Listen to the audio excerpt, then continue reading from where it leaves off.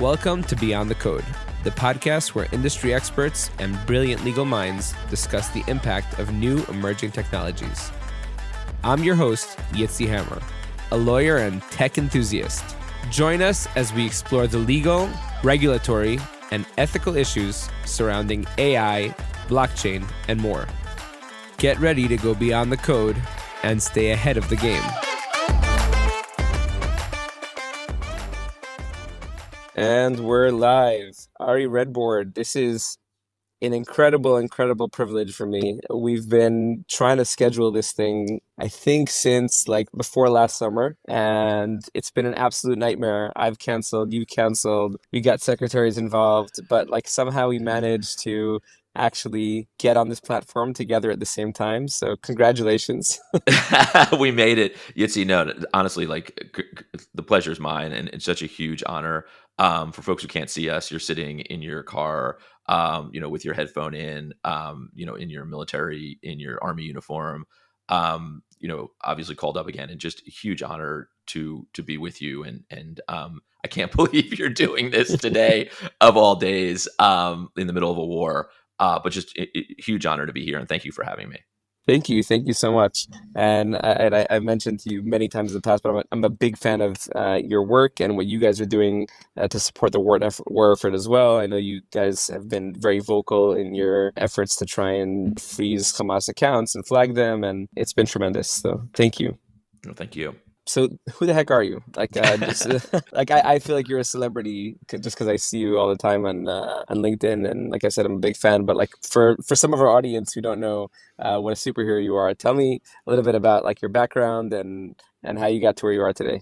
Yeah, definitely not a superhero, and definitely not a celebrity. I especially talking to a guy in an army uniform sitting in his car right now in the middle of a war. I spent most of my career as a federal prosecutor. I was an assistant U.S. attorney for the District of Columbia.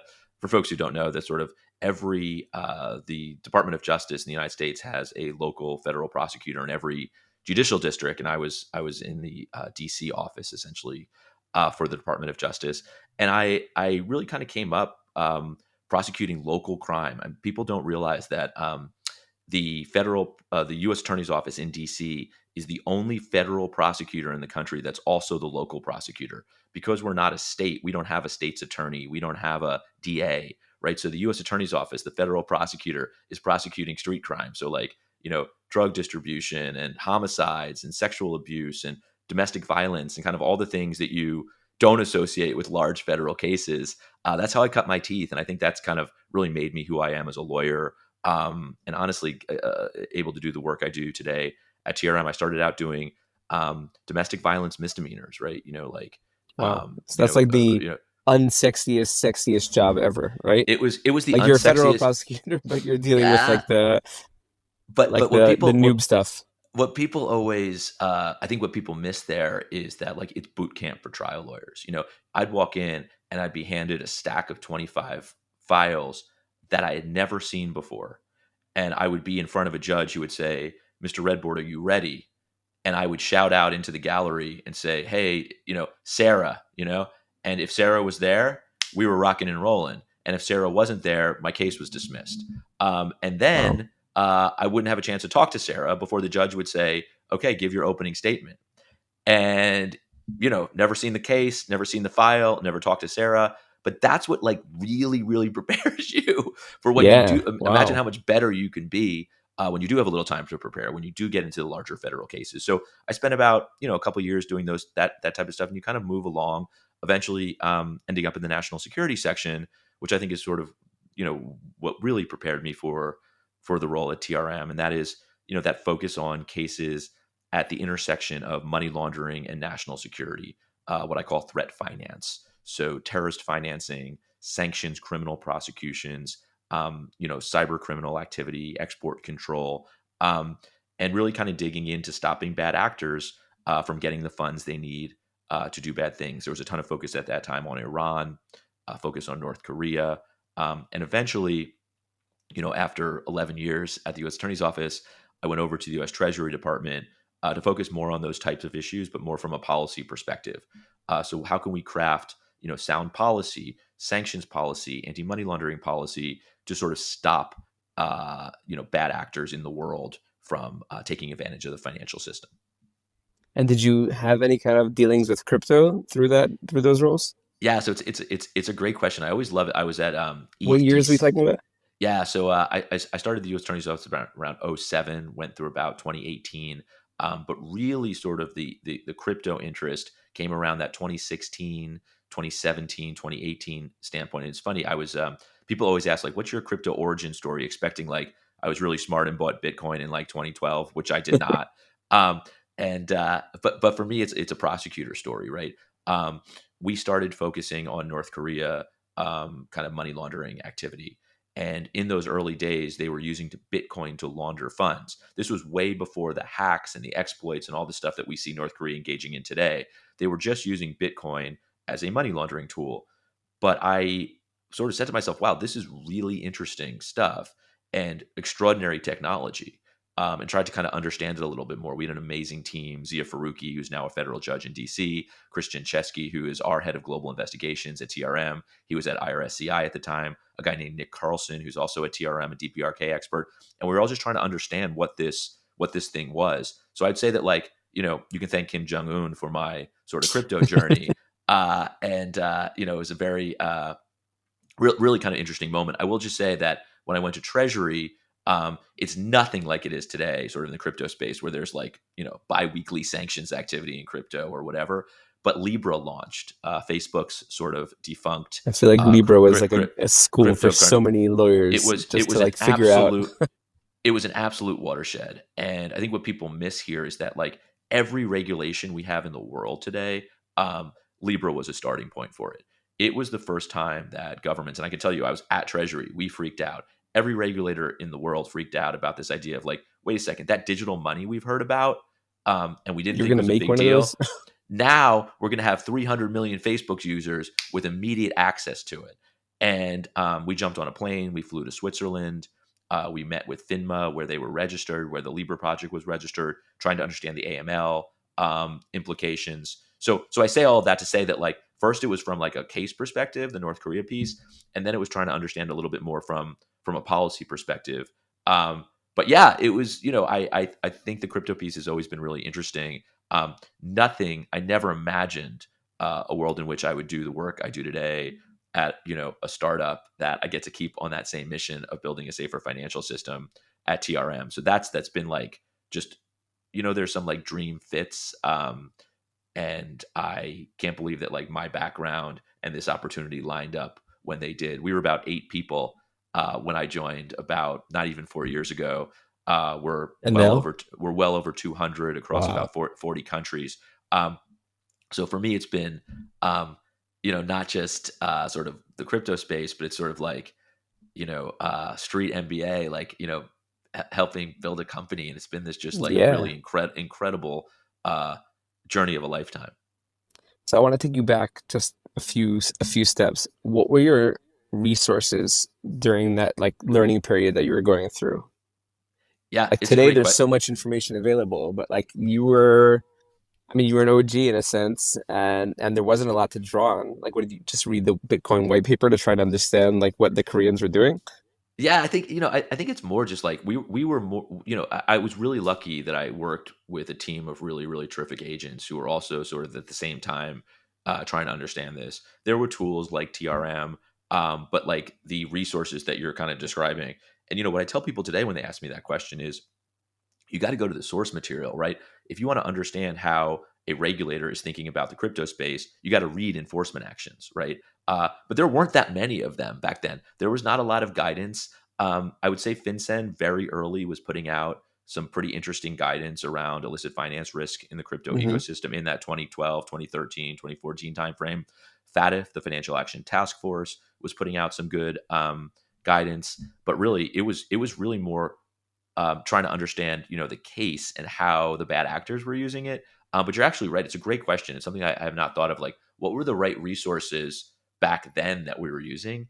And You're honestly, probably like like I shooting don't in the know. dark a lot. We were totally shooting in the dark. But in retrospect, it's really fun. Andy Greenberg, who's a writer for Wired magazine, tried to answer the question you just asked. and wrote Tracers in the Dark. Because of that, we did a TRM talks with him and Chris Jancheski. Chris, again, is that IRSCI agent that I worked with all those years, and now at TRM, he's the protagonist of Andy's book. But it really was, look, as as a lawyer, there's only so much. Maybe these days you could do more, but like, there's only so much you can do. It's the agents and the investigators. It's that team of really, really brave, brilliant law enforcement folks you get to work with that are knocking down doors. And the thing about Andy's book that's so cool is it opens up with Chris actually knocking down a door of a Yeah. child of a child who's being abused. And how do we know that? Because of crypto tracing. And that's what just like such an extraordinary thing is you like take the technology and you marry it to saving real world victims, children. People forget that when they, talk about, all the illicit finance risks in crypto. It's like, God, we are so much better at investigating every kind of crime from child exploitation all the way to terrorist financing and beyond. Right, but like crypto naysayers, they just stop at the fact that somebody was using crypto as a resource in order to perpetrate that crime, and they don't go so far as to look at the fact that you were able to unravel and come to the perpetrator just by using that same technology. Yeah, So look, I think that like, if you're on either side of almost any spectrum, you're always inevitably wrong. Um, and I think the reality is like there's a ton of illicit finance occurring in crypto today. We're seeing terrorist financiers experiment with cryptocurrencies. North Korea is using crypto at scale to steal and launder funds. We're seeing drug dealers and darknet markets, but it is a fraction of what it is in the traditional financial system. And the real differentiator is we now can trace and track the flow of funds on open blockchain. So it's like just understanding, I think, the nuance or the what is a real threat, what is a real risk, and what is not is really critical. And I know, when you're an inch deep and a mile wide, as a policymaker, it's sometimes really hard. But I'd say that law enforcement and regulators really, really get the technology more than ever before. So I'm hopeful we'll get the right answers there. so and how is TRM doing that? Like, tell me just a little bit about the TRM product, who your clients are, how it's different than like other like Chainalysis and other analytics tools in the space, and then expand a little bit on your role and what you're doing there.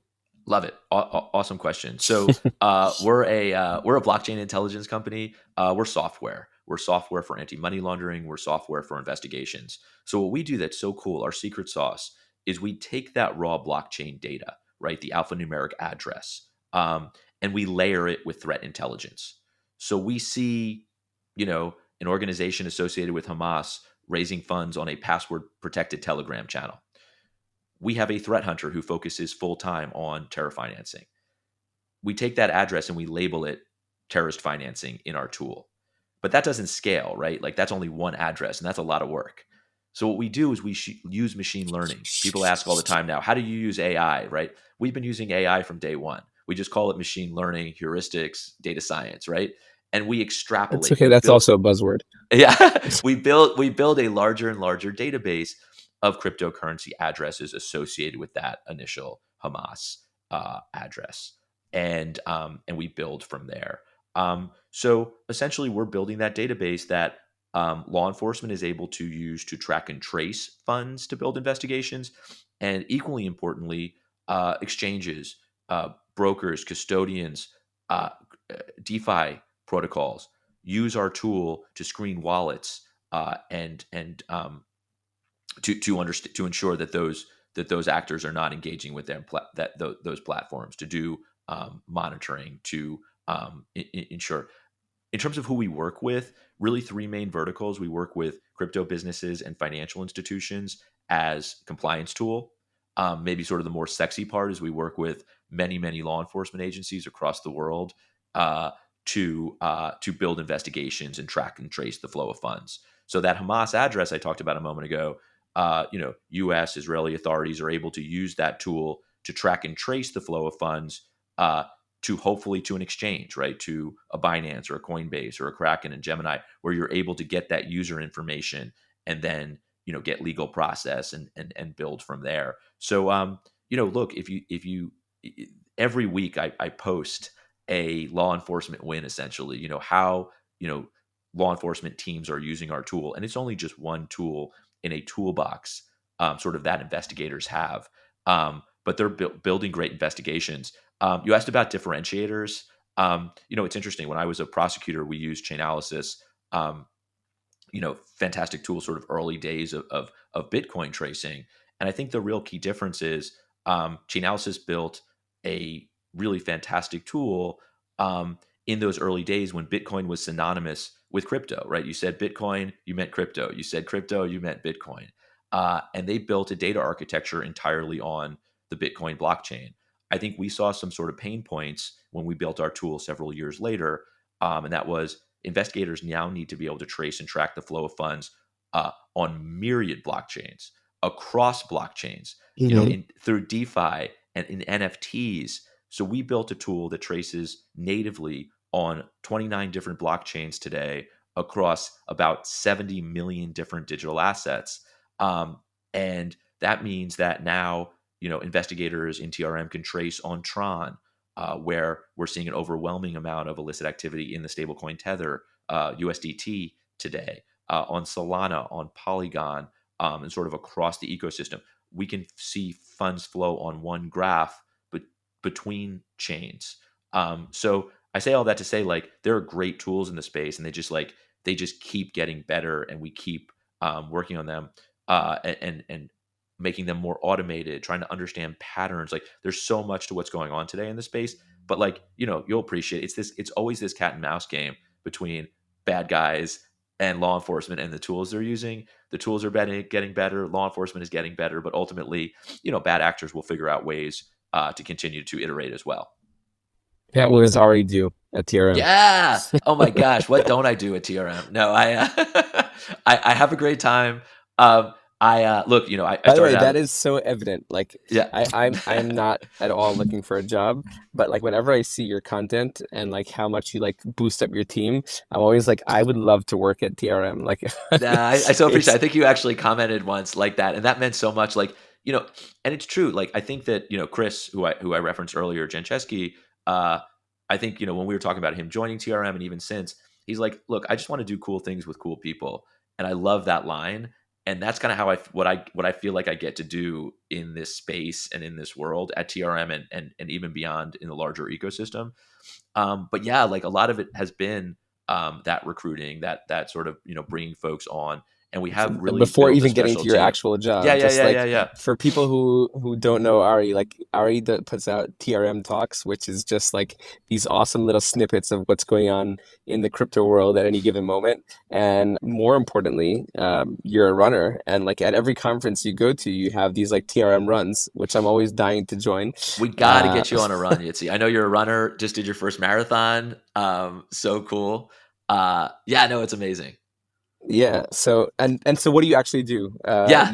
Well, Your yeah. official So title is like policy I'm the shaping and government I'm the global head. liaison, right? Yeah, I'm the global head of policy. So that means I really have conversations with regulators, and I spend a fair amount of time with law enforcement as well, just based on my sort of previous life. But one thing that's so important is sort of this. Regulators need data driven insights in order to make policy decisions. And I know that there's a lot of conflict within the crypto ecosystem about regulatory clarity, and sort of what we try to do at TRM is provide data. Right? Hey, this is just what the data says. The data says that there's under 1% of the crypto economy is illicit, right? That's significantly less than what we hear about the larger percent. We see that North Korea stole 700 million from the crypto ecosystem last year. That's unacceptable. But we also know it's half of what they stole the year before. So, like, you have to have the data. It's absolutely critical. So what we try to do, and what I try to do in my role, is have this conversation, right? Have, as FATF is writing guidance, sit down with the virtual asset contact group, their crypto group, Hmm. and talk through, hey, what does jurisdictional data look like? Like, what is the crypto economy in the US, in Iran, in Israel, right? Like, how should we understand these different dynamics? So we're very much a data provider, but hopefully that data is able to help craft and make sound policy decisions. And I have an amazing team. I have a woman named Isabella Chase who does this in the UK and the EU. Angela Ang, who is in Singapore, but all over APAC. And that's like the thing that I'm most proud of, and I think that's why you see me having so much fun. Is outside of my own family, like the team that we've been able to build at TRM has been just like you just look around and I'm like just very proud of Well, it. so I reiterate that you are a superhero because like it sounds like what you're doing doesn't bring any like direct financial gain to TRM, like indirectly by like being a leader in the space and being a leader in like how policy develops, it will inevitably bring that value back to you. But like what you're doing is like just generally like to make the world a better place. Yitzi, you're gonna get me fired. I'm pretty sure. Like, no, I totally have to make money for TRM. No, but it's not it's not No, it's not like you're it's not I'm just kidding. I'm just kidding. But yeah, no, absolutely. Look, I think that's no small feat. First of all, the fact that TRM, forget Ari, is doing that is says so much about what their value set is. no, it's like again, I know I talk about my team a lot, but like our CEO Esteban Castano has led this charge called the Tracers Fellowship, where we've given free licenses to local law enforcement globally who don't have the resources but are inundated with pig butchering and other types of scams. So that's like it's you're right. Like we're definitely it's. I think that at the end of the day, if you want to build a great business, you have to have a great mission. And this idea of this mission of building a safer financial system, right? Stopping scams and frauds within the crypto ecosystem is something that we all are very aligned to. And we're all former law enforcement, or a lot of us, I shouldn't say all, but like a lot of us. And, that was the mission we were on before. There were a lot of things, as like, when I was looking at roles out of treasury, it's like you look at law firms, you look at banks, like there's a lot of other places where you can make a lot more money.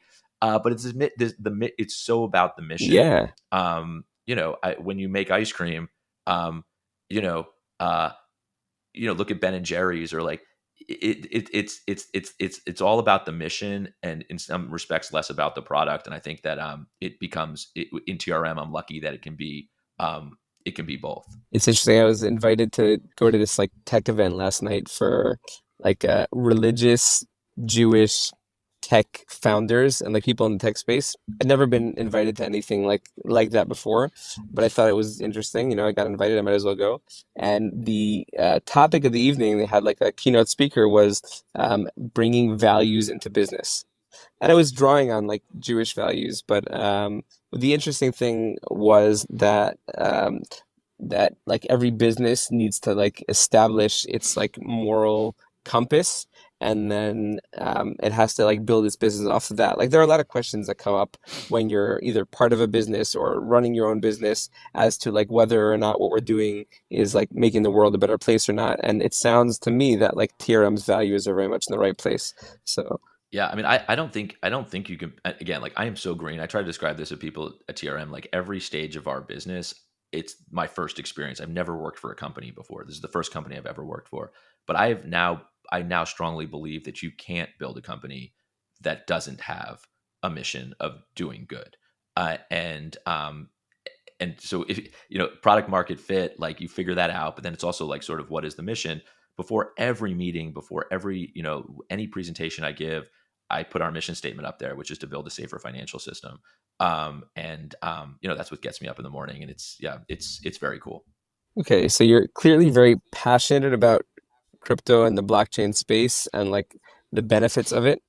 And this is maybe a bit of a personal, but are you also like a bit of a degen? Like, do you buy or hold little crypto, little NFTs, like dabble in the space as a user? Absolutely. And I feel like these kinds of questions always get me targeted. But for like I don't know, like scams and Oh, sim you're swap. targeted anyways. Like we're all Yeah, targeted. I'm like yeah. So no, absolutely. And it's what I think what this week is a great example of it. I'm in DC, which I'm traveling all the time, and my wife is going to kill me. And then when even I'm in town, there's like so much cool stuff happening. But just this week, in 2 day span, I got to speak at the Atlantic Council on mitigating North Korea's sort of the cyber Hmm. risk, which is a really cool conversation filled with former Treasury folks. Everyone's in suits. I then literally jump in an Uber and I go all the way across town to Southeast DC, and I'm in this place called like Culture House, where for ETH DC, right? I'm doing my quick change between my suit and my hoodie and my bag. No, not really. I showed up in the suit, so like you knew immediately I was that guy. Um, but I say that, like, I think that it's what I love about this space is being able to To go between sort of both navigate worlds. these Yeah, different for sure. worlds. And then the next day I'm at sort of like the blockchain DC blockchain summit for the Chamber of Digital Commerce. Again, also awesome, but policymakers, government affairs folks, that kind of scene. Um, but what I loved about ETHDC is that I spoke about illicit finance risk, right? How do you use tools? How do we use blockchain to mitigate this risk? But you're talking to builders, some of whom are one person, two people who are building a DeFi startup. Um, but I think that more and more folks are understanding that anti-money laundering, cyber is critical infrastructure as you're building. From a national security perspective, but honestly, just from an ecosystem perspective, like, if there's a hack, you're done, right? We got to stop these things from happening in the first place, and I think that's Absolutely. resonating more and more. But anyway, so yes, degen, a bit, and I think it's more just that, like, this technology is so cool and it's so important to understand it. But yeah, I've made a couple NFTs, own a Nice. few, nothing. I've enjoyed the process of, like, we have an amazing designer at TRM, and she's done some really cool things for me over the years, and I've turned some of it into NFTs and sent them to her. And my kids and I used to be big on NBA Top Shot. I feel like that's kind of like uh, It's dead. gone a little bit, but yeah. We used to queue up. I mean, I'd sit there for hours on my phone, like, all right, we're in, guys, we're in. And we opened the packs together, which was pretty cool. But yeah, no, look, I think it's important to understand and I will say one thing, and that is we have to take the friction out of the space, right? All this tech needs to fade. My friend Dante Disparte from Circle and Jeremy Allaire actually talk very eloquently about this, that, like, we shouldn't be, at some point, we got to stop talking about the technology and just talking about the ability to transact, right? The Venmoing of sort of blockchains of crypto, where it's just seamless. It'll get there. If you know folks building that, to me, that's like the thing that needs to be built today more than anything else. And I know a lot of great folks are working on it, because even I and, like, friends of mine who are, like, into this stuff, like, man, it's hard at times. It's really Yeah, hard, but it's and it's it and any it new should it technology shouldn't. is like that. I mean, like look at like Midjourney. Have you ever tried using like Discord to make a Midjourney No, image? It's like the worst no, experience ever. I yeah. mean, Discord is the worst platform ever. But Midjourney is such a fantastic technology, and yet like you need to doctor it just to be able to put in a line to get you to make a picture. The reason we're having the conversations around AI today that we're having is because ChatGPT took the friction out of it It's so and made simple. and built it for Yeah, consumers, right? exactly. And that's got to happen with crypto. Blockchain needs its sort of ChatGPT moment, and it'll be here. But that's why the AI conversation is what it is today, because people actually are like, oh, and it's not just people, it's regulators and policymakers, and, like, we just haven't had that moment in We're blockchain yet. getting there. It's slowly by slowly each product. Like I remember my first time using like a cold storage wallet was the absolute worst thing ever, and I still hate using them. But I recently Yeah. discovered actually it's an Israeli startup, Zengo. I don't know if you're familiar with them, but they use like biometric data, and there's no 12 word phrase. Oh, So yeah. See, you just use your eyes those are the there, and kinds then of it's like really building. easy. You go in, you go out. It's super secure. They've never ever had any kind of hack. So Yeah. just things That's like that. that's the building. Yeah, that's what I'm talking about, building that kind of Yeah. stuff, because yeah, I mean, it's it's It's coming. it's It's it's coming. wild. Yeah. Everybody always says this. We're early, you know. Um, We are. so I want to talk about one more thing. You seem to be very involved with Duke University, and you're on their digital assets board. Like, what is the university doing with digital assets? I'm curious.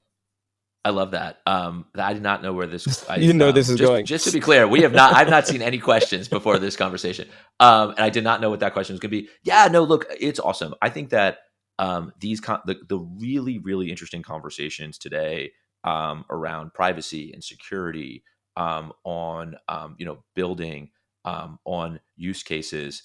There's no better place to have those conversations than on college campuses. And I think, I am a devoted Duke grad. My wife went to Duke. We obviously support the basketball team, but it's much sort of broader than that. And yeah, when I got to TRM, something that we've always done in our life is like, hey, what are we doing now, and how can we leverage that experience for Duke, which is, like, for us, a really important community. And I was like, I need to meet every person who's working on crypto, blockchain, digital assets. legal, engineering, data science, policy, all of it. And I just got, about 4 years ago, introduced to this extraordinary group of folks like Jimmy Lenz and Lee Reiners and others down there. And we started digital assets at the Digital Assets at Duke conference, and Cool. have been doing really a lot of cool stuff. So no, I really appreciate the question. I think it's cool. Like, you can have conversations. There's a blockchain Duke blockchain group at Fuqua, which is the business school. I think all universities are so focused on this sort of interdisciplinary today, right? Like, the environment, right? How are we going to solve the environment? Well, you're not going to just solve it through, environmental science. You're going to actually have to have policy and law and business and engineering and all of that. Hmm. Health. Crypto is, to me, and I've said this to Vince Price, who's the president of Duke. Crypto and blockchain is the ultimate example of That it this. Right? aggregates Think about like everything. everything, policy and legal and engineering and finance. Right? The board I'm on is the Duke Financial Economics Center, and crypto is like a tiny little piece of a much larger Yeah, puzzle. absolutely.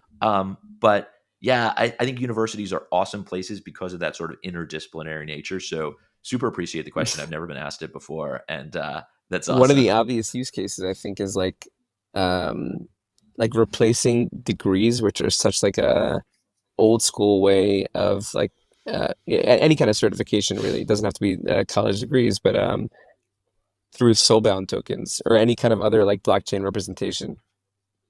Yeah, no, it's I mentioned Jimmy Lenz, who has a blockchain certificate. He issues that Oh, certificate I've as an seen that. NFT, Yes, and I'm like, yes, but it needs to be that, done at scale. yeah. Like that's a Oh gimmick. yeah.